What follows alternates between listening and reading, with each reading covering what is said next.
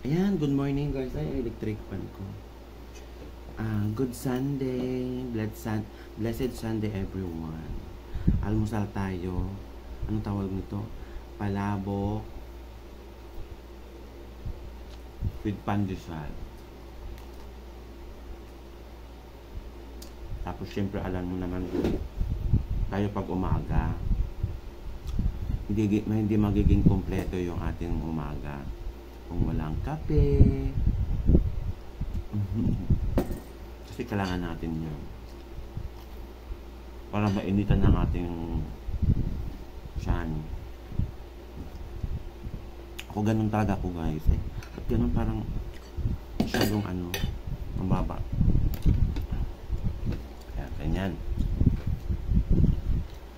Ako, sanay na talaga ako ng kape pag umaga. Pag walang kape, alam na this. Parang mahina yung katawan ko. Parang sakit yung sikmura ko, ganun. Kaya ganito talaga ako pag umaga. Medyo okay na yung pakiramdam ko. Excuse me. Ubo na lang talaga. Kahapon kasi nagpamassage ako. Ayos naman. Nagpahilot talaga ako ng buo dito sa ulo. Efficacent oil at saka alcohol para mawala talaga. Tapos nagpalagay ako dito ng Vicks. Kasi mga bigat talagang ulas. Ang init ng pakiramdam ko kahapon. Ang init. Mainit pero pag nag-electric pa naman ako,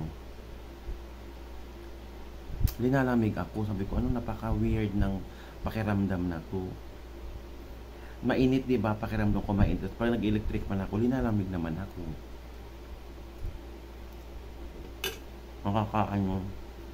Nakakaloka yung pakiramdam ko kahapon. Nakaano na ako guys, 6 na ako na BioFlow. Tapos time ko na rin, ngayon mga na lang, ilang minuto na lang.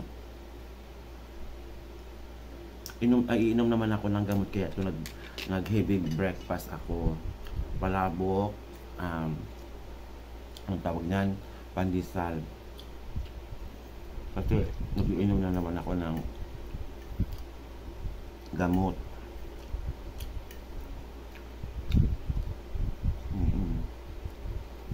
Pero okay na ako.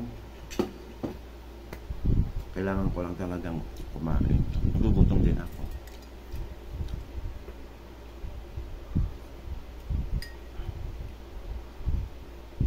Pang ilang araw na rin to.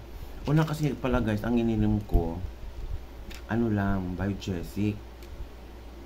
Parang walang walang visa. Pakain mo ko, okay siya ng konti, tapos babalik ko. Hindi ko kailangan ko magpalit ng brand. Palit nga ako ng BioFlow. So far naman okay siya.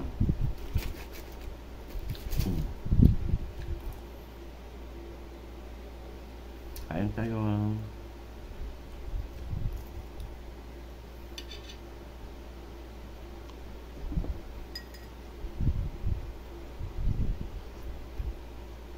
Sarap. Ang sarap talaga ng kape pag umaga, no? Kabongga-bongga.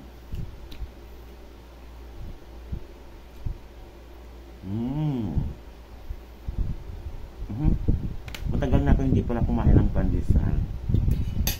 Kasi yung tawag nito, yung bakery dito sa amin, lumipat, hindi ko alam, lumipat lang pala ng parang bahay kasi nangungupahan lang yata sila doon. Malapit lang din pala ang linipatan. Ngayon ko lang siya nasunod yung yung direction na lumipat sa ganito ganyan. Nung sinunod ko yun, malapit lang pala.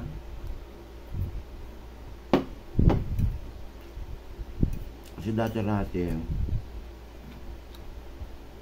si pandesal talaga ako kape, tapos minsan ganito nga magpapalabak or pansit. Tapos nung lumipat sila, akala ko malayo, hindi ko mabinabasa yung nakalagay doon na information na kung saan sila lumipat.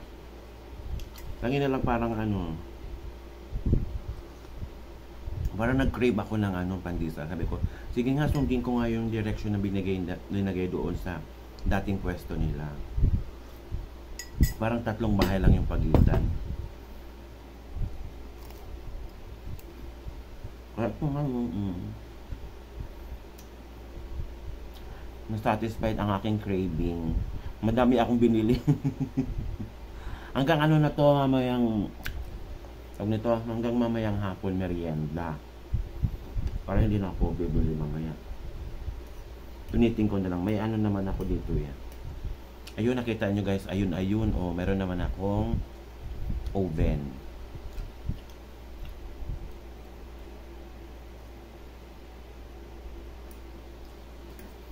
Para mas masarap magmainit. Yung pakiramdam ko okay na. Napawisan na nga ako eh. Thank you, Lord.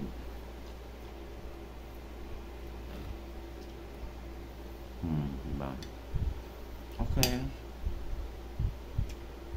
Bye-bye muna, guys. See you later. Gagawa ulit ako ng content mamaya.